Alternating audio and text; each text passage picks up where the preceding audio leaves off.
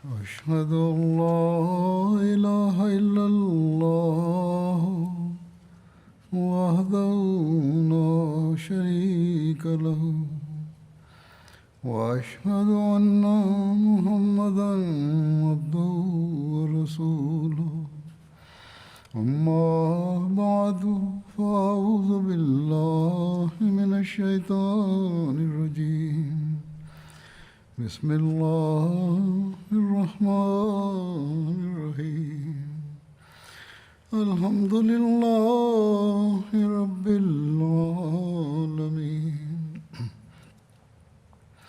الرحمن الرحيم مالك يوم الدين إياك نعبد وإياك نستعين اهدنا الصراط المستقيم صراط الذين أنعمت عليهم غير المغضوب عليهم ولا الضالين.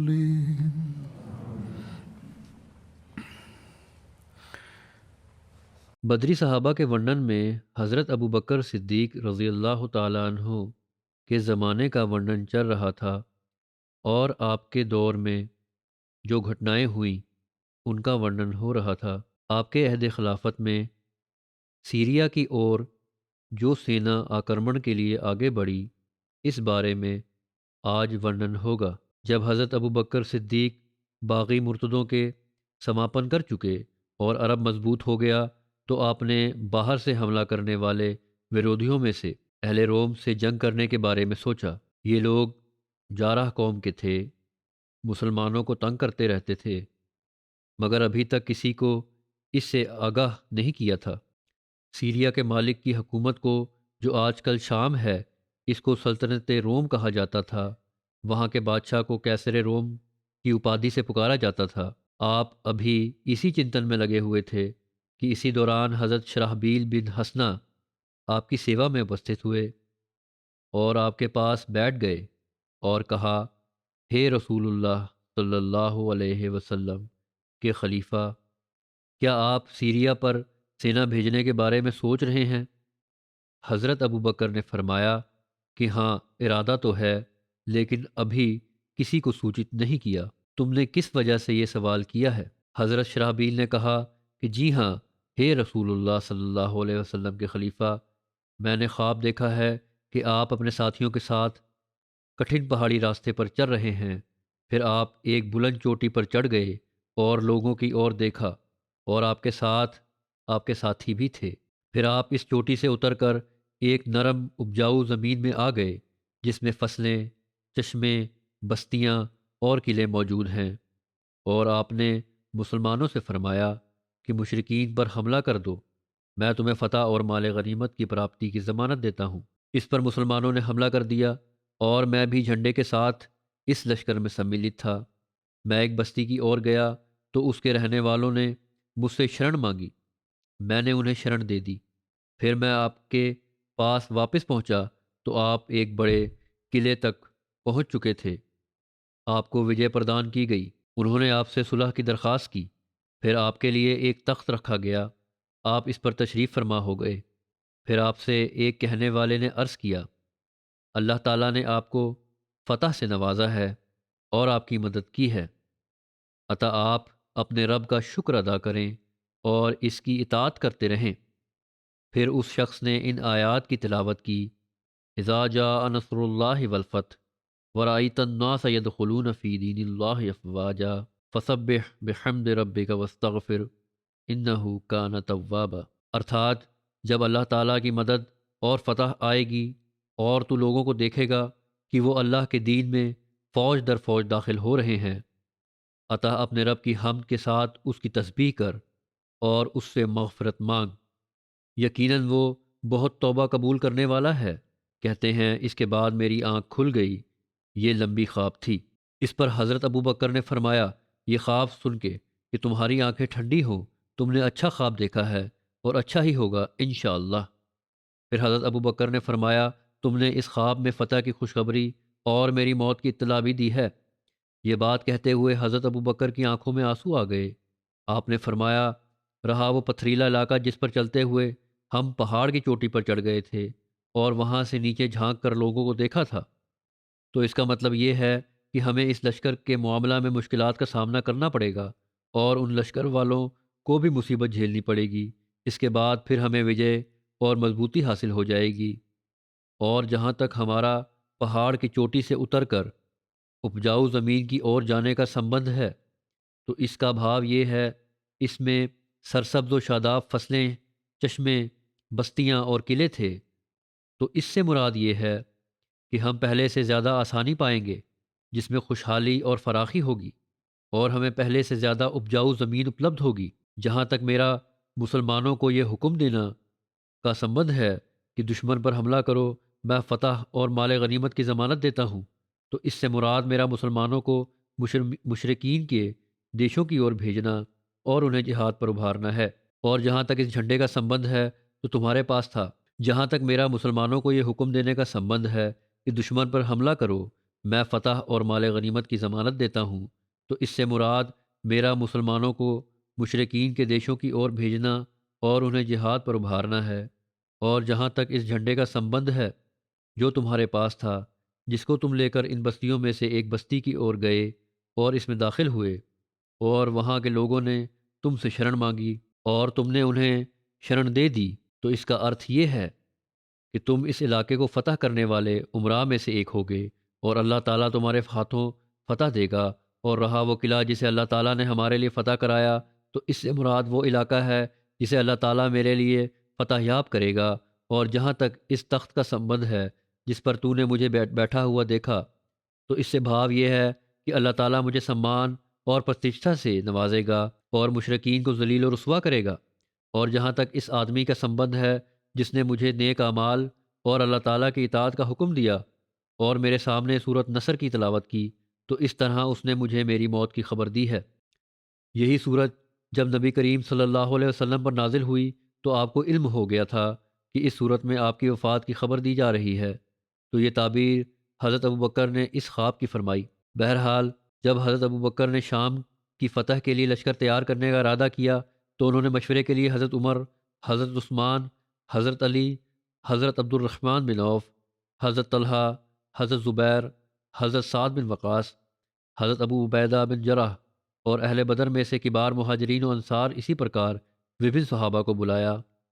جب یہ اصحاب آپ کی خدمت میں حاضر ہوئے تو آپ نے فرمایا، اللہ کی نعمتیں بے شمار ہیں، اعمال ان کا بدلہ نہیں ہو سکتے۔ اس بات پر اللہ تعالیٰ کی بہت زیادہ حمد کرو کہ اس نے تم پر احسان کیا اور تمہیں ایک کلمہ پر جمع کیا اور تمہارے درمیان صلح کروائی، تمہیں اسلام کی ہدایت عطا فرمائی اور تم سے شیطان کو دور کیا۔ اب شیطان کو تمہارے شرک میں مبتلا ہونے اور خدا کے سوا کسی اور کو معبود بنانے کی امید نہیں رہی۔ آج عرب ایک امت ہے جو ایک ہی ماں باپ کی اولاد ہیں۔ میری رائے یہ ہے کہ میں ان کو رومیوں سے جنگ کے لیے شام بھجواؤں۔ جو ان میں سے مارا گیا وہ شہید ہے۔ اللہ تعالیٰ نے نیک کام کرنے والوں کے لیے بہترین بدلہ تیار کر رکھا ہے، اور ان میں سے جو زندہ رہا وہ دین اسلام کا دفاع کرتے ہوئے زندہ رہے گا اور اللہ تعالیٰ سے مجاہدین کے اجر و ثواب کا مستحق ہوگا۔ یہ میری رائے ہے۔ اب آپ لوگوں میں سے ہر شخص اپنی رائے کے مطابق مشورہ دے۔ حضرت ابو بکر نے ان سے مشورہ مانگا۔ اس پر حضرت عمر بن خطاب کھڑے ہوئے۔ انہوں نے کہا، سب تعریفیں اس اللہ کے لیے ہیں جو اپنی مخلوق میں سے جسے چاہتا ہے خیر و برکت سے نوازتا ہے۔ اللہ کی قسم، بھلائی کے جس معاملے میں بھی ہم نے آپ سے آگے بڑھنا چاہا، آپ اس میں ہمیشہ ہم پر پراتھمکتا لے گئے۔ یہ اللہ تعالیٰ کا خاص فضل و کرم ہے، وہ جسے چاہتا ہے نوازتا ہے۔ اللہ کی قسم، میں آپ سے اسی مقصد کے لیے ملاقات کرنا چاہتا تھا جو آپ نے ابھی بیان کیا ہے، لیکن اللہ تعالیٰ کو یہی منظور تھا کہ میں یہ بات آپ سے کر نہ سکوں، یہاں تک کہ آپ نے خود ہی اس کا ورنن کر دیا۔ نسندے آپ کی رائے صحیح ہے، اللہ نے آپ کو صحیح مارگ کی سمجھ پردان کی ہے۔ پھر حضرت عبد الرحمن بن عوف، حضرت عثمان بن عفان، حضرت طلحہ، حضرت زبیر، حضرت سعد، حضرت ابو عبیدہ، حضرت سعید بن زید، حضرت علی اور باقی سمس مہاجرین جو مجلس میں اپستھت تھے اور انصار نے آپ کی رائے کا سمرتھن کرتے ہوئے عرض کیا، ہم آپ کی بات بھی سنیں گے اور اطاعت بھی کریں گے، ہم آپ کی اوگیا نہیں کریں گے اور آپ کی تحریک پر لبیک کہیں گے۔ پھر حضرت ابو بکر دوبارہ لوگوں میں سے خطاب کرنے کے لیے کھڑے ہوئے اور آپ نے اللہ تعالیٰ کی حمد و ثنا بیان کی جس کا وہ اہل ہے، اور نبی کریم صلی اللہ علیہ وسلم پر درود و سلام بھیجا۔ پھر فرمایا، اے لوگو، نسندہ اللہ تعالیٰ نے تمہیں اسلام کی نعمت دے کر تم پر بڑا اپکار کیا، تمہیں جہاد کے مادھیم سے سمانت کیا، تمہیں دین اسلام کے مادھیم سے دوسروں پر شریشتہ دی۔ عطا اللہ کے بندو، ملک شام میں رومیوں سے جنگ کے لیے تیار ہو جاؤ۔ اب میں تمہارے عمرہ مقرر کرنے والا ہوں اور انہیں تمہارا کمانڈر بنانے لگا ہوں۔ تم اپنے رب کا آگیا پالن کرنا، اپنے عمرہ کی خلاف ورزی نہ کرنا اور اپنی نیت رضا الہی کے لیے شدھ رکھنا، سیرت و کردار بہتر سے بہتر بنانا اور کھانا پینا صحیح رکھنا۔ اللہ تعالیٰ پرہیزگاروں اور احسان کرنے والوں کے ساتھ دیتا ہے۔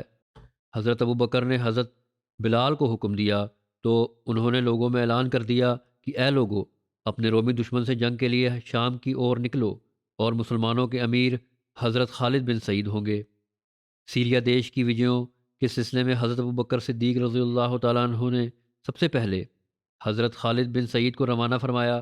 چنانچہ ایک روایت کے مطابق حضرت ابو بکر جب حج کے واپس مدینہ تشریف لائے تو 13 ہجری میں آپ نے حضرت خالد بن سعید کو ایک لشکر کے ساتھ شام کی اور روانہ کیا، جبکہ کچھ لوگ کہتے ہیں کہ جس وقت حضرت ابو بکر نے خالد بن ولید کو عراق کی اور روانہ فرمایا تھا، اسی وقت حضرت خالد بن سعید کو شام کی اور روانہ فرمایا تھا، لہٰذا سب سے پہلا جھنڈا جو شام کی فتح کے لیے لہرایا گیا وہ حضرت خالد بن سعید کا تھا۔ اس کے علاوہ ایک روایت سے معلوم ہوتا ہے کہ جب حضرت ابو بکر نے مرتدوں کے خلاف 11 لشکر تیار کر کے روانہ فرمائے تھے تو اس وقت ہی آپ نے حضرت خالد بن سعید کو سیریا کی سرحدوں کی سرکشا کے لیے تیمہ جانے کا حکم دیا تھا اور ہدایت فرمائی تھی کہ اپنی جگہ سے نہ ہٹنا، آس پاس کے لوگوں کو اپنے سے ملنے کی دعوت دینا اور صرف ان لوگوں کو بھرتی کرنا جو مرتد نہ ہوئے ہوں، اور صرف ان سے جنگ کرنا جو تم سے جنگ کریں، یہاں تک کہ میری اور سے کوئی اور حکم آ جائے۔ تیمہ جو ہے یہ بھی شام اور مدینہ کے درمیان ایک پرسدھ شہر ہے۔ حضرت ابو بکر نے رومیوں کے خلاف جنگ کے لیے اہل مدینہ کے علاوہ دیگر علاقوں کے مسلمانوں کو بھی تیار کرنا شروع کیا اور انہیں جہاز میں سمیلت ہونے کی اور پروتساہت کیا۔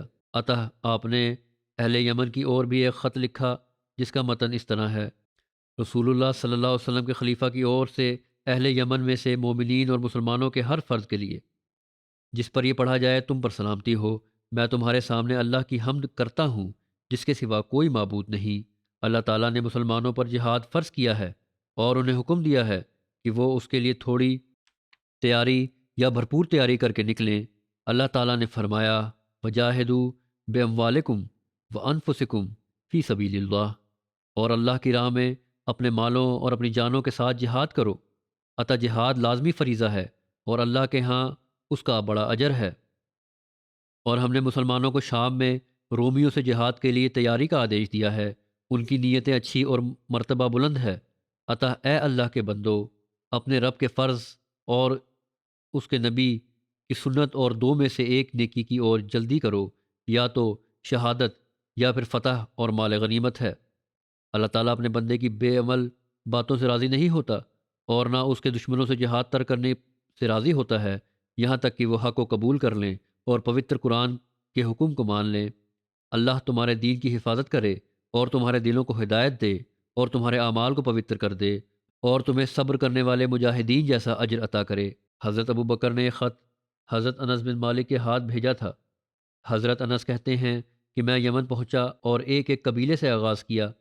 میں ان کے سامنے حضرت ابو بکر کا خط پڑھتا تھا، اور جب میں خط پڑھنے سے فارغ ہوتا تھا تو کہتا، تمام تعریفیں اللہ کے لیے ہیں، اور میں گواہی دیتا ہوں کہ اللہ کے سوا کوئی معبود نہیں، اور محمد صلی اللہ علیہ وسلم اللہ کے رسول ہیں۔ میں رسول اللہ صلی اللہ علیہ وسلم کے خلیفہ اور مسلمانوں کا پیغام رساں ہوں۔ غور سے سنو، میں نے مسلمانوں کو اس حالت میں چھوڑا ہے کہ وہ ایک لشکر کی صورت میں جمع ہیں۔ انہیں اپنے دشمن کی اور روانہ ہونے سے صرف تمہاری ارتھات مدینہ آمد کا انتظار روکے ہوئے ہے۔ عطا تم جلدی سے اپنے بھائیوں کی اور کوچ کرو۔ اے مسلمانوں، اللہ تم پر رحم کرے۔ حضرت انس مدینہ واپس پہنچے اور حضرت ابوبکر کو لوگوں کی آمد کی خوشخبری سناتے ہوئے کہا کہ یمن کے بہادر دلیر اور شاہ سوار پراگندہ بالوں اور گرد و غبار سے بھرے ہوئے آپ کے پاس پہنچنے والے ہیں۔ وہ اپنے مال و اسباب اور بیوی بچوں کے ساتھ نکل چکے ہیں۔ دوسری اور حضرت خالد بن سعید تیمہ پہنچ کر وہیں مقیم ہو گئے اور آس پاس کی بہت سی جماعتیں ان سے آ ملیں۔ رومیوں کو مسلمانوں کے اس عظیم لشکر کی خبر ہوئی تو انہوں نے اپنے ادھین عربوں سے شام کی جنگ کے لیے فوجیں طلب کی۔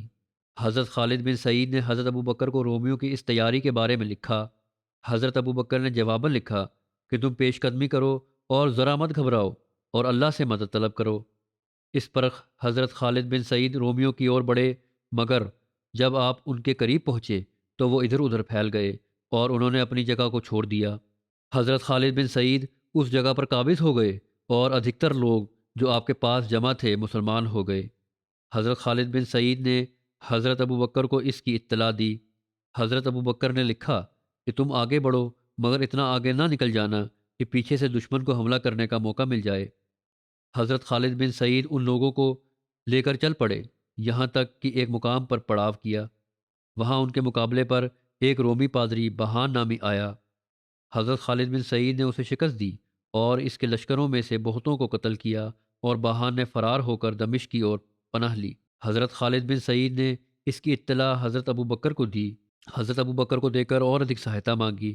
اس وقت حضرت ابو بکر کے پاس یمن سے جہاد شام کے ادیش سے آرمبک طور پر کوچ کر کے آنے والے لوگ موجود تھے۔ اس کے علاوہ مکہ اور یمن کے درمیان کے لوگ بھی آئے ہوئے تھے۔ ان لوگوں میں حضرت ذوالکلاء بھی تھے۔ اسی پرکار حضرت اکرمہ بھی مرتدوں کے ورد جنگ سے کامیاب ہو کر حضرت ابو بکر کے پاس واپس لوٹے تھے، جن کے ساتھ کچھ علاقوں کے اور لوگ بھی تھے۔ ان سب کے بارے میں حضرت ابو بکر نے عمرہ صدقات کو لکھا کہ جو لوگ پریورتن کی اچھا رکھتے ہوں ان کو پریورتت کر دو۔ تو سب نے پریورتت ہونا چاہا اور ان سب کو بدل کر ایک نیا لشکر تیار کیا گیا۔ اس لیے اس لشکر کا نام جیش الابدال پڑ گیا۔ یہ فوجیں حضرت خالد بن سعید کے پاس پہنچی۔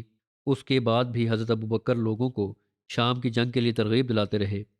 حضرت ابو بکر نے حضرت ولید بن عقبہ کو حضرت خالد بن سعید کی اور شام پہنچنے کا ارشاد فرمایا۔ وہ جب خالد بن سعید کے پاس پہنچے تو انہوں نے انہیں بتایا کہ اہل مدینہ اپنے بھائیوں کی مدد کے لیے بیتاب ہیں۔ حضرت ابو بکر فوجیں بھیجنے کا بندوبست کر رہے ہیں۔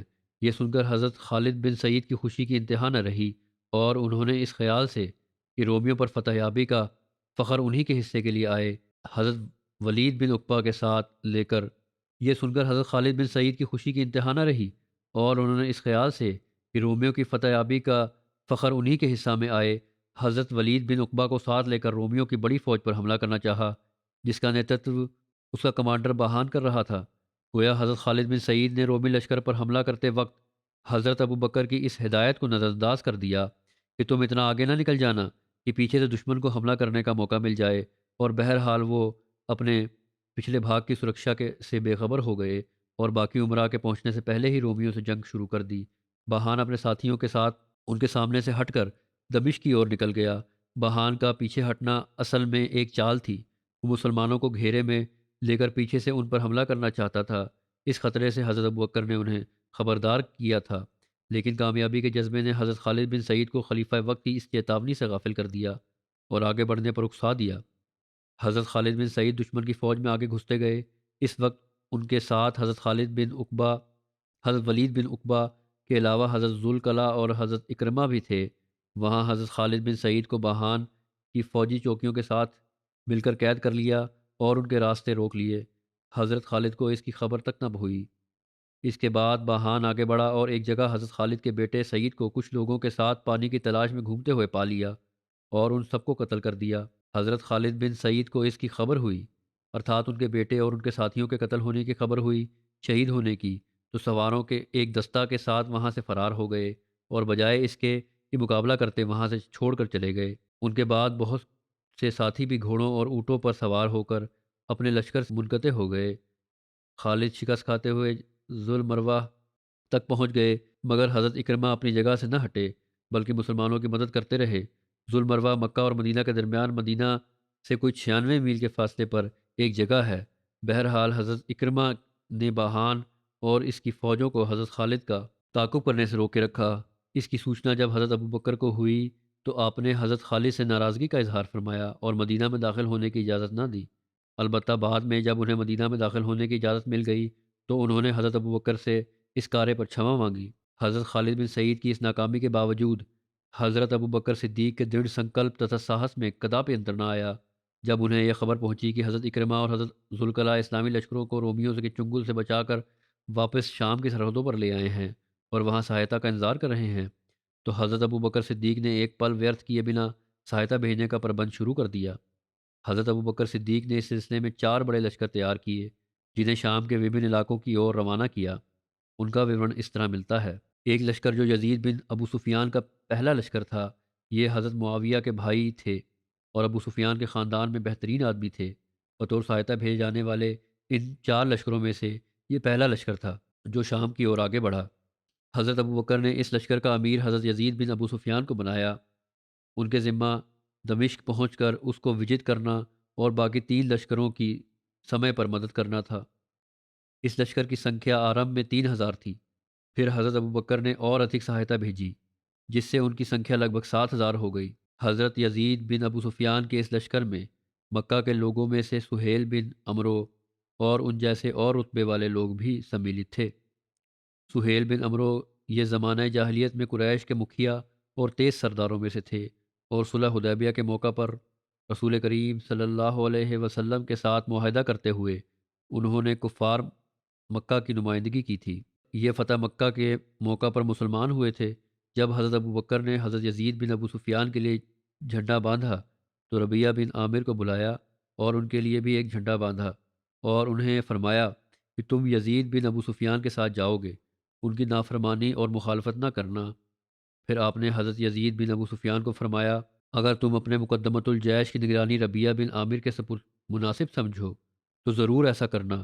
ان کا شمار عرب کے بہترین گھڑ سواری اور تمہاری قوم کے سداچاریوں میں سے ہوتا ہے، اور میں بھی امید رکھتا ہوں کہ یہ اللہ کے نیک بندوں میں سے ہیں۔ اس پر حضرت یزید نے عرض کیا ان کے بارے میں آپ کے حسن ظن اور ان کے بارے میں آپ کی امید نے میرے دل میں ان کی محبت کو اور زیادہ بڑھا دیا ہے۔ پھر حضرت ابو بکر ان کے ساتھ پیدل چلنے لگے تو حضرت یزید نے کہا کہ اے خلیفہ رسول اللہ صلی اللہ علیہ وسلم، یا تو آپ بھی سوار ہو جائیں یا مجھے اجازت دیں کہ میں بھی آپ کے ساتھ پیدل چلنا شروع کر دوں، کیونکہ میں ناپسند کرتا ہوں کہ خود تو سوار ہوں اور آپ پیدل چلیں۔ اس پر حضرت ابو بکر نے فرمایا نہ تو میں سوار ہوں گا اور نہ ہی تم سواری سے نیچے اترو گے، میں اپنے ان قدموں کو اللہ کی راہ میں اٹھتے ہوئے سمجھتا ہوں۔ پھر آپ نے حضرت یزید کو وصیت کرتے ہوئے فرمایا اے یزید، میں تمہیں اللہ کا تقوی اختیار کرنے، اس کی اطاعت کرنے، اس کی خاطر قربانی کرنے اور اس سے ڈرتے رہنے کی وصیت کرتا ہوں۔ جب دشمن سے تمہاری مٹ بھیڑ ہو اور اللہ تمہیں فتح نصیب کرے تو تم خیانت نہ کرنا اور مسئلہ نہ کرنا، ارتھات مقتولوں کی شکلیں نہ بگاڑنا، اور تم وچن بھنجن نہ کرنا اور نہ ہی بزدلی دکھانا، اور کسی چھوٹے بچے کو قتل نہ کرنا اور نہ کسی بوڑھے کو اور نہ کسی عورت کو اور نہ کھجور کے درخت کو جلانا اور نہ ہی انہیں تباہ و برباد کرنا اور کسی پھلدار درخت کو نہ کاٹنا۔ تم کسی جانور کو ذبح نہ کرنا سوائے کھانے کے لیے، بلا وجہ جانوروں کو بھی ذبح نہیں کرنا یا مارنا نہیں۔ اور تم کچھ ایسے لوگوں کے پاس سے گزرو گے جنہوں نے اللہ کے لیے اپنے آپ کو گرجوں میں وقف کر رکھا ہوگا، عطا تم انہیں اور اس چیز کو جس کے لیے انہوں نے اپنے آپ کو وقف کر رکھا ہوگا چھوڑ دینا، ارتھات جو راہب ہیں، گرجوں کے پادری ہیں، ان کو کچھ نہیں کہنا۔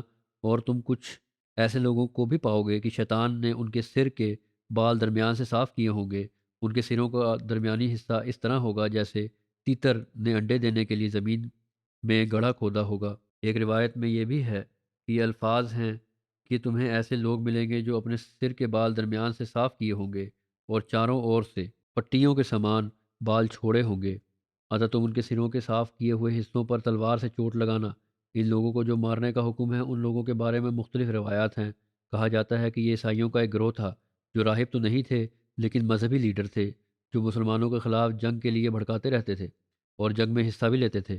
اس لیے حضرت ابو بکر نے یہ تو فرمایا کہ جو راہب ہیں، گرجوں کے اندر ہیں، ان کو کچھ نہیں کہنا، لیکن ایسے لوگ اور ان لوگوں کے پیچھے چلنے والے جو لوگ ہیں جو جنگ کے لیے بھڑکاتے ہیں اور جنگ کرتے ہیں مسلمانوں سے، ان سے بہرحال جنگ کرنی ہے، کیونکہ یہ لوگ جنگ کرنے والے بھی ہیں اور جنگ کے لیے بھڑکانے والے بھی ہیں۔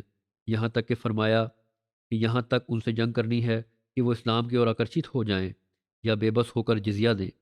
جو اللہ اور اس کے رسولوں کی مدد کرتا ہے، اللہ تعالیٰ غیب سے اس کی مدد کرتا ہے، اور میں تمہیں سلام کہتا ہوں اور اللہ کے سپرد کرتا ہوں۔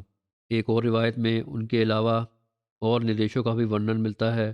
چنانچہ لکھا ہے کہ حضرت ابو بکر نے حضرت یزید بن ابو سفیان کو فرمایا، میں نے تمہیں سردار نیوت کیا تاکہ تمہیں آزماؤں، تمہارا تجربہ کروں اور تمہیں باہر نکال کر تمہاری تربیت کروں۔ اگر تم نے اپنے کرتویہ سندرتا پوروک پورن کیے ہو تو تمہیں دوبارہ تمہارے کام پر مقرر کروں گا اور تمہیں مزید ترقی دوں گا۔ اگر تم نے کوتاہی کی ہو تو تمہیں برخاست کر دوں گا۔ اللہ کے تقوی کو تم لازم پکڑو، وہ تمہارے باطن ارتھات ہردے کو اسی طرح دیکھتا ہے جس طرح ظاہر ارتھات باہے کو دیکھتا ہے۔ لیکن لوگوں میں خدا کے زیادہ قریب وہ ہے جو اللہ سے دوستی کا سب سے بڑھ کر حق ادا کرنے والا ہے، اور لوگوں میں سب سے زیادہ اللہ کے قریب وہ شخص ہے جو اپنے عمل کے ذریعہ سب سے زیادہ اس سے ساندھیہ پراپت کرے۔ میں نے خالد بن سعید کی جگہ تم کو مقرر کیا ہے۔ جاہلی تعصب سے بچنا، اللہ کو یہ باتیں اور ایسا کرنے والا اتنت اپریہ ہیں۔ جب تم اپنے لشکر کے پاس پہنچو تو ان کے ساتھ اچھا برتاؤ کرنا، ان کے ساتھ بھلائی پوروک پیش آنا اور ان کو خیر کا وعدہ دلانا، اور جب انہیں واعظ و نصیحت کرنا تو سنکشپت کرنا، کیونکہ بہت زیادہ گفتگو بہت سی باتوں کو بھلا دیتی ہے۔ تم اپنے نفس کو درست رکھو، لوگ تمہارے لیے درست ہو جائیں گے۔ اپنے آپ کو ٹھیک رکھو گے، لیڈر ٹھیک رہیں گے تو لوگ خود درست ہو جائیں گے۔ اور نمازوں کو ان کے اوقات پر رکوع و سجود کو مکمل کرتے ہوئے ادا کرنا، ان میں خشوع و خضوع کا مکمل اہتمام کرنا، اور جب دشمن کے سفیر تمہارے پاس آئیں تو ان کا سمان کرنا۔ سفیر آتا ہے اس کی عزت کرنی ہے، انہیں بہت کم ٹھہرانا اور تمہارے لشکر سے جلد نکل جائیں تاکہ وہ اس لشکر کے بارے میں کچھ جان نہ سکیں۔ یہ بھی یکتی ہے کہ سفیر آئیں تو ان کو کم سے کم ٹھہراؤ اور جلدی رخصت کر دو، اور اپنے اموال کا گیان ان کو نہ ہونے دینا کہ انہیں تمہاری خرابی کا پتہ چل جائے گا اور وہ تمہاری معلومات حاصل کر لیں گے۔ انہیں اپنے لشکر کے جمگھٹے میں رکھنا، اپنے لوگوں کو ان سے بات کرنے سے روک دینا۔ جب تم خود ان سے بات کرو تو اپنے بھید کو ظاہر نہ کرنا، ورنہ تمہارا معاملہ خلط ملط ہو جائے گا۔ جب تم کسی سے مشورہ لینا، پاس سچ کہنا، صحیح مشورہ ملے گا۔ مشیر سے اپنی خبر مت چھپانا، ورنہ تمہاری وجہ سے تمہیں نقصان پہنچے گا۔ یہ بھی ایک سدھانت ہے کہ جس سے مشورہ لینا ہے اس کو پھر ہر ایک بات بھی بتانی پڑتی ہے تاکہ وہ صحیح مشورہ دے سکے اور کم سے کم نقصان ہو۔ رات کے وقت اپنے دوستوں سے باتیں کرو، تمہیں بہت سی خبریں مل جائیں گی، اور معلومات اکٹھی کرو رات کو، اور گپت باتیں تم پر ظاہر ہو جائیں گی۔ سرکشا بلوں میں ادھک لوگوں کو رکھنا اور انہیں اپنی فوج میں پھیلا دینا، اور اکثر بغیر اطلاع دیے اچانک ان کی چوکیوں کا معائنہ کرنا۔ جسے اپنے سرکشا سلوں سے بے خبر پاؤ اس کو اچھی طرح سزا دینا، اور سزا دیتے ہوئے بہتات سے کام نہ لینا۔ رات میں ان کی باریاں مقرر کرنا، رات کے پرتھم بھاگ کی باری انتم بھاگ سے لمبی رکھنا، کیونکہ دن سے قریب ہونے کی وجہ سے یہ باری آسان ہوتی ہے۔ شروع رات کی جو ڈیوٹی ہے وہ لمبی رکھو، کیونکہ وہ جاگنا آسان ہے اس میں، اور آخری رات کے باری ذرا جو ڈیوٹی ہے وہ کم ہو۔ سزا کے پاتر کو سزا دینے سے مت ڈرنا، اس میں نرمی نہ کرنا، سزا دینے میں جلدی نہ کرنا اور نہ بالکل نظر انداز کرنا۔ پھر فرمایا کہ اپنی فوج سے غافل نہ ہو رہنا کہ وہ خراب ہو جائیں، اور ان کی جاسوسی کر کے ان کو رسوا نہ کرنا، ان کی راز کی باتیں لوگوں سے نہ بیان کرنا، ان کے ظاہر پر اکتفا کرنا، بیکار قسم کے لوگوں کے ساتھ مت بیٹھنا، سچے اور وفادار لوگوں کے ساتھ بیٹھنا، دشمن سے مٹ بھیڑ کے وقت ڈٹ جانا، بزدل نہ بننا ورنہ لوگ بھی بزدل ہو جائیں گے۔ مال غنیمت میں خیانت سے بچنا محتاجی سے قریب کرتی ہے اور فتح اور نصرت کو روکتی ہے۔ تم ایسے لوگوں کو پاؤ گے جنہوں نے اپنے آپ کو گرجوں میں وقف کر رکھا ہوگا، بس تم انہیں اور جس کام میں انہوں نے آپ کو ویست رکھا ہوگا اسے چھوڑ دینا۔ تو یہ ایک مکمل لاہ عمل ہے جو ہر لیڈر کے لیے، ہر عہدیدار کے لیے کام کرنے کے لیے، عمل کرنے کے لیے بڑا ضروری ہے۔ اس کے بعد حضرت ابوبکر نے حضرت یزید کا ہاتھ پکڑا اور انہیں الوداع کرتے ہوئے فرمایا، تم پہلے ویکتی ہو جسے میں نے مسلمانوں کے معززین پر امیر مقرر کیا ہے، جو نہ تو کم حیثیت کے لوگ ہیں، نہ کمزور، نہ گھٹیا، نہ دھارمک کٹرتا رکھنے والے ہیں۔ بس تم ان کے ساتھ اچھا ویوہار کرنا اور ان کے ساتھ نرم رویہ اختیار کرنا اور اپنا بازو ان پر جھکائے رکھنا اور ان سے اہم معاملات میں مشورہ کرنا، صد ویوہار کرنا۔ اللہ تمہارے لیے تمہارے ساتھیوں کو صد ویوہار کرنے والا بنائے۔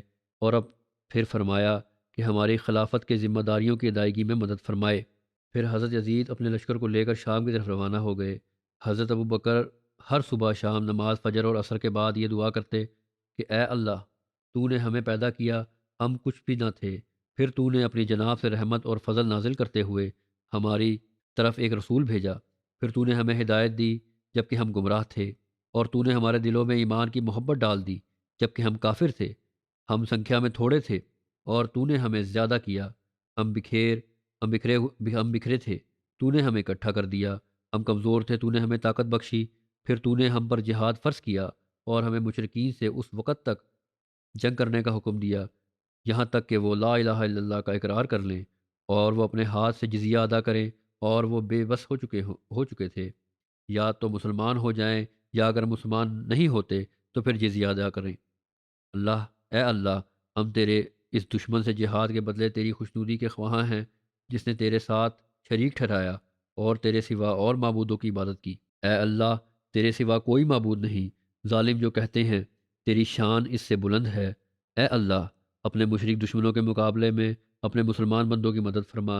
اے اللہ، انہیں آسان فتح نصیب فرما اور ان کی بھرپور مدد کر۔ ان میں سے جو کم ہمت ہیں انہیں بہادر بنا دے، اور ان کے قدموں کو دृڑھتا پردان کر، اور ان کے دشمنوں کو لڑکھڑا دے، اور ان کے دلوں میں روب ڈال دے، اور ان کو تباہ و برباد کر دے، اور انہیں جڑ سے کاٹ ڈال، اور ان کی کھیتوں کو تباہ کر دے، اور ہمیں ان کی زمینوں، ان کے گھروں، ان کے اموال اور ان کے نشانات کا وارث بنا، اور تو ہمارا ولی اور ہم پر مہربان ہو جا، اور ہمارے معاملات کو درست کر دے۔ تیری نعمتوں سے حصہ پانے کے لیے ہمیں شکر گزار لوگوں میں سے بنا دے۔ تو ہمیں اور مومن مردوں اور مومن عورتوں کو، اور مسلمان مردوں اور مسلمان عورتوں کو بھی بخش دے، ان میں سے جو زندہ ہیں ان کو بھی، اور جو وفات پا چکے ہیں ان کو بھی۔ اللہ ہمیں اور تمہیں دنیا اور آخرت میں قول ثابت کے ساتھ مضبوطی سے کھڑا رہنے والا بنائے۔ یقیناً وہ مومنوں کے ساتھ بہت مہربان اور بار بار رحم کرنے والا ہے۔ دوسرا لشکر جو تھا شرحبیل بن حسنہ کا تھا۔ حضرت شرحبیل بن حسنہ کے والد کا نام عبداللہ بن متاع اور والدہ کا نام حسنہ تھا۔ آپ کی کنیت ابو عبداللہ تھی، اور حضرت شرحبیل کے والد ان کے بچپن میں ہی فوت ہو گئے تھے، اور یہ اپنی والدہ حسنہ کے نام پر شرحبیل بن حسنہ کہلائے۔ حضرت شرحبیل ابتدائی اسلام لانے والوں میں سے تھے۔ خلافت راشدہ میں یہ مشہور کمانڈروں میں سے ایک تھے۔ 18 ہجری میں 67 سال کی عمر میں ان کی وفات ہوئی۔ حضرت شرحبیل بن حسنہ کی روانگی کے لیے حضرت ابو بکر نے حضرت یزید بن ابو سفیان کی روانگی کے 3 دن بعد کی تاریخ مقرر فرمائی۔ جب تیسرا دن گزر گیا تو آپ نے حضرت شرحبیل کو الوداع کہا اور فرمایا، اے شرحبیل، کیا تم نے یزید بن ابو سفیان کو جو وصیت میں نے کی اس کو نہیں سنا؟ انہوں نے عرض کیا، کیوں نہیں؟ جو نصیحتیں میں نے پڑھی ہیں پہلے میں نے سنی ہیں۔ اس پر حضرت ابو بکر نے فرمایا، میں تمہیں اسی کی مانند وصیت کرتا ہوں، اور ان باتوں کی بھی وصیت کرتا ہوں جن کا ذکر یزید کو کرنا بھول گیا تھا۔ میں تمہیں نماز وقت پر ادا کرنے کی وصیت کرتا ہوں، اور جنگ کے دن دृڑھتا پوروک ستھاپت رہنے کی، یہاں تک کہ تم فتح حاصل کر لو یا شہید ہو جاؤ، اور مریضوں کی عیادت کرنے اور جنازوں میں شامل ہونے، اور ہر حال میں بقصد اللہ کا ذکر کرنے کی وصیت کرتا ہوں۔ ابو سفیان نے آپ سے عرض کیا کہ یزید ان وشیشتاؤں پر پہلے ہی کاربند ہیں، اور شام جانے سے پورو ہی اس پر ستھائتو اپنائے ہوئے تھا، اب وہ اس کو زیادہ لازم کر لے گا انشاءاللہ۔ حضرت شرحبیل نے جواب دیا، اللہ سے مدد مانگتے ہیں، جو اللہ چاہے گا وہی ہوگا۔ حضرت ابو بکر کو الوداع کہا اور اپنے لشکر کے ساتھ جانب شام روانہ ہو گئے۔ حضرت شرحبیل کے لشکر کی تعداد 3000 سے 4000 تھی۔ آپ کو یہ حکم فرمایا کہ تبوک اور بلقا جائیں اور پھر بصرہ کا رخ کریں، اور یہ آخری منزل ہو۔ بصرہ شام کا ایک قدیم اور مشہور شہر ہے۔ حضرت شرحبیل بلقا کی طرف روانہ ہو گئے۔ کوئی قابل ذکر مقابلہ نہ ہوا۔ بلقا یہ بھی شام کے علاقہ میں واقع ہے۔ آپ کا لشکر حضرت ابو عبیدہ بن جراح کے بائیں اور لشکر عمرو بن عاص کے دائیں جانب چلتے ہوئے بلقا پہنچا اور اندر گھس گیا، اور بصرہ پہنچ کر اس کا محاصرہ کر لیا، لیکن وجے پراپت نہ ہو سکی کیونکہ یہ رومیوں کے محفوظ اور مضبوط مراکز میں سے تھا۔ تیسرا لشکر ابو عبیدہ بن جراح کا تھا۔ حضرت ابو عبیدہ بن جراح کا نام عامر بن عبداللہ تھا، اور ان کے والد کا نام عبداللہ بن جراح تھا۔ حضرت ابو عبیدہ اپنی کنیت کی وجہ سے زیادہ مشہور ہیں، جبکہ آپ نے نسب کو آپ کے دادا جراح سے جوڑا جاتا ہے۔ آپ ان 10 صحابہ میں سے ہیں جن کو رسول کریم صلی اللہ علیہ وسلم نے اپنی زندگی میں جنت کی بشارت دی تھی، جنہیں عشرہ مبشرہ کہتے ہیں۔ ان کی وفات 18 ہجری میں ہوئی۔ اس وقت ان کی عمر 58 سال تھی۔ تیسرا لشکر جو حضرت ابو بکر نے شام کی اور روانہ کیا، جیسا کہ میں نے کہا اس کے امیر حضرت ابو عبیدہ تھے۔ ان کو حمص کی اور روانہ فرمایا۔ حمص بھی دمشق کے قریب شام کا ایک قدیم شہر ہے اور بڑا شہر ہے۔ حضرت ابو عبیدہ کے لشکر کی تعداد 7,000 تھی، جبکہ ایک روایت کے مطابق آپ کے لشکر کی تعداد 3,000 سے 4,000 تھی۔ حضرت ابو عبیدہ راستے میں گزرتے ہوئے بلقا کی ایک بستی ماب کے پاس گزرے۔ یہ کوئی شہر نہیں تھا بلکہ خیموں کی ایک بستی تھی۔ وہاں کے لوگوں سے آپ کی جنگ ہوئی، مگر پھر ان لوگوں نے آپ سے صلح کی درخواست کی، جس پر آپ نے ان کے ساتھ صلح کر لی۔ یہ سب سے پہلی صلح تھی جو شام کے علاقہ میں ہوئی۔ حضرت ابو بکر نے حضرت ابو عبیدہ کے ساتھ قیس بن جبیرہ کو بھی روانہ فرمایا۔ حضرت ابو بکر نے ان کے بارے میں ابو عبیدہ کو وصیت کرتے ہوئے فرمایا، تمہارے ساتھ عرب کے شہ سواروں میں سے ایک مہان پرتشٹھا اور درجے کا ویکتی ہے۔ میں نہیں سمجھتا کہ جہاد کے معاملے میں اس سے بڑھ کر کوئی نیک نیت ہو۔ اس کی رائے اور مشورے سے اور جنگی قوت سے مسلمان دستپرہ نہیں ہو سکتے۔ اس کو اپنے سے قریب رکھنا اور اس کے ساتھ لطف و کرم کا برتاؤ کرنا اور اسے یہ محسوس کرانا کہ تم اس سے بے نیاز نہیں ہو، اس سے تمہیں اس کی خیر خواہی حاصل رہے گی اور دشمن کے مقابلے میں اس کی کوششیں تمہارے ساتھ ہوں گی۔ حضرت ابو عبیدہ وہاں سے چلے گئے تو حضرت ابو بکر نے قیس بن حبیرہ کو بلایا اور فرمایا، تمہیں ابو عبیدہ امین امت کے ساتھ بھیج رہا ہوں۔ ان پر اگر ظلم کیا جائے تو وہ اس کے بدلے میں ظلم نہیں کرتے، اور اگر ان کے ساتھ درویوار کیا جائے تو معاف کر دیتے ہیں، اور ان سے تعلق توڑا جائے تو اس کو جوڑنے کے لیے کوشاں ہوتے ہیں۔ مومنوں کے ساتھ بڑے رحیم ہیں اور کفار کے مقابلے میں سخت ہیں۔ تم ان کی اوگیا نہ کرنا اور یہ تمہیں خیر ہی کا حکم دیں گے۔ میں نے ان کو حکم دیا ہے کہ وہ تمہاری بات سنیں، لہٰذا تم انہیں اللہ کا تقوی اختیار کرتے ہوئے مشورہ دینا۔ ہم سنتے آئے ہیں کہ تم شرک اور دور جاہلیت میں جنگ کے تجربہ کا سردار ہو، جبکہ جاہلیت میں گناہ اور کفر پایا جاتا تھا، لہٰذا تم اپنی قوت اور بہادری کو اسلام کی حالت میں کافروں اور ان لوگوں کے خلاف استعمال میں لاؤ جنہوں نے اللہ کے ساتھ شریک ٹھہرایا ہے۔ اس میں اللہ تعالیٰ نے تمہارے لیے اجر عظیم اور مسلمانوں کے لیے عزت و غلبہ رکھا ہے۔ یہ نصیحت سن کر قیس بن حبیرہ نے عرض کیا، اگر آپ زندہ رہے اور میں ابھی زندہ رہا تو آپ کو میرے بارے میں مسلمانوں کی حفاظت اور مشرکوں کے خلاف جہاد کی ایسی خبریں پہنچیں گی جو آپ کو پسندیدہ ہوں گی اور آپ کو خوش کر دیں گی۔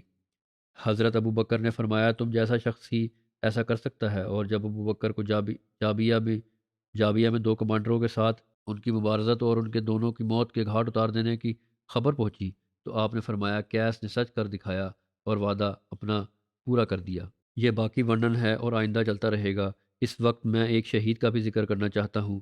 ایک ہمارے شہید نصیر احمد صاحب ہیں جو عبد الغنی صاحب کے بیٹے تھے، روا میں دارالرحمت شرکی میں رہتے تھے۔ 12 اگست کو ایک احمدیت کے دشمن نے خنجروں کے وار کر کے ان کو شہید کر دیا۔ انا للہ و انا الیہ راجعون۔ تفصیلوں کے مطابق نصیر احمد صاحب بس اسٹاپ پر اپنے ایک اخبار فروش دوست کے پاس رکے تو ایک مذہبی جنونی حافظ شہزاد حسن وہاں آ گیا اور ان سے پوچھا کہ کیا آپ احمدی ہیں، جس پر نصیر احمد صاحب نے جواباً کہا کہ میرا تعلق جماعت احمدیہ سے ہے، جس پر مذکورہ شخص نے جماعت مخالفانہ نعرے بازی کا مطالبہ کیا اور انکار کرنے پر اپنے تھیلے سے خنجر نکال کر نعرے لگاتے ہوئے نصیر احمد صاحب پر وار کیے، متعدد وار کیے اور چند سیکنڈ میں اتنے وار کیے کہ وہ جان لیوا ثابت ہوئے۔ بہرحال خنجر کے متعدد واروں کی تاب نہ لاتے ہوئے یہ شہید ہو گئے۔ ان کی عمر شہادت کے وقت 62 سال تھی۔ وقوع کے گھٹنا کے بعد قاتل نے اپنے بیان میں کہا کہ مجھے اس کام پر کوئی شرمندگی نہیں ہے اور آئندہ بھی موقع ملا تو اس کام سے گریز نہیں کروں گا۔ یہ سارا واقعہ جو ہوا ہے 1-2 منٹ میں ہی ہوا، بلکہ 1 منٹ کے اندر اندر ہی، اور کہتے ہیں کہ 2 منٹ 2.5-3 منٹ کے اندر اندر ان کو ہسپتال میں پہنچا دیا تھا، لیکن بہرحال اللہ کو یہی منظور تھا اور جو بھی وار تھے وہ جان لیوا ثابت ہوئے اور شہید ہوئے۔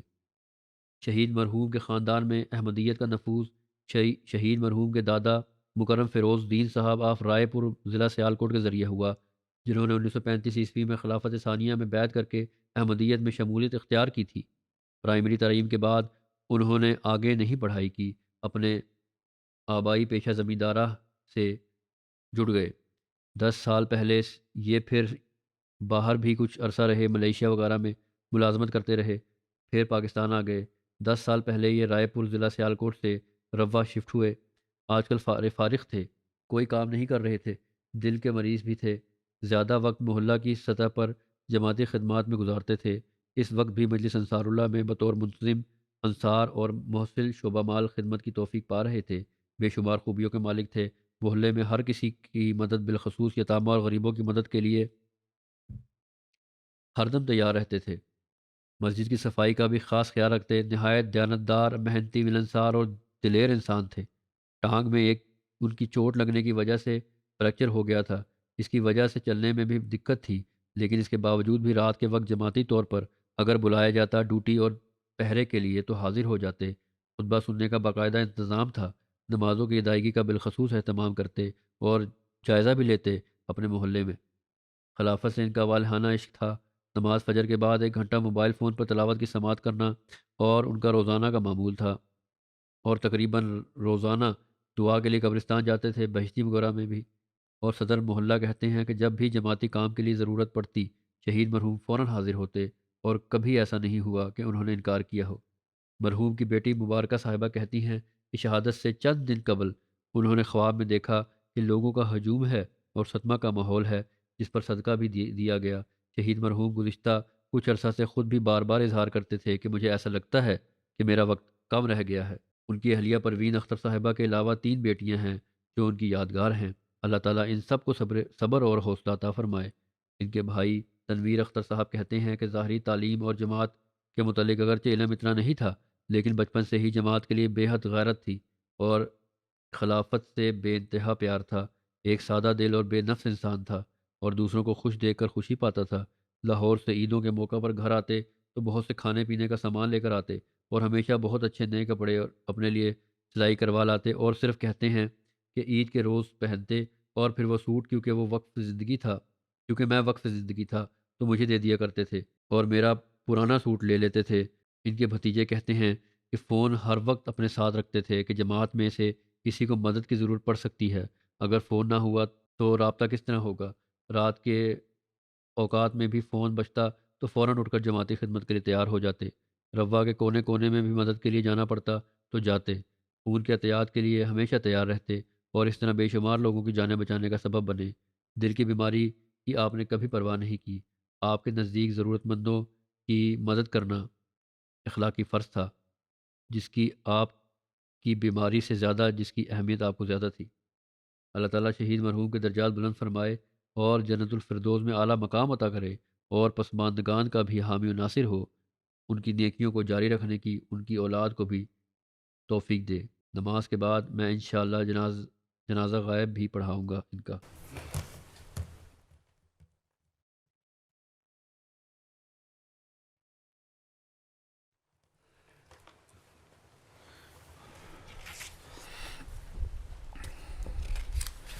الحمد لله نحمده ونستعينه ونستغفره ونؤمن به ونتوكل عليه ونعوذ بالله من شرور أنفسنا ومن سيئات أعمالنا، من يهده الله فلا مضل له ومن يضلل فلا هادي له، ونشهد أن لا إله إلا الله ونشهد أن محمدا عبده ورسوله.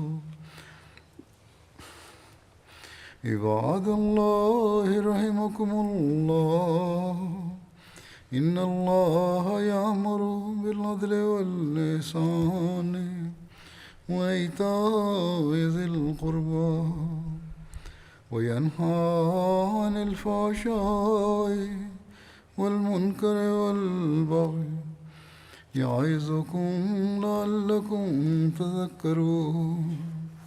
اذكروا الله يذكركم وادعوه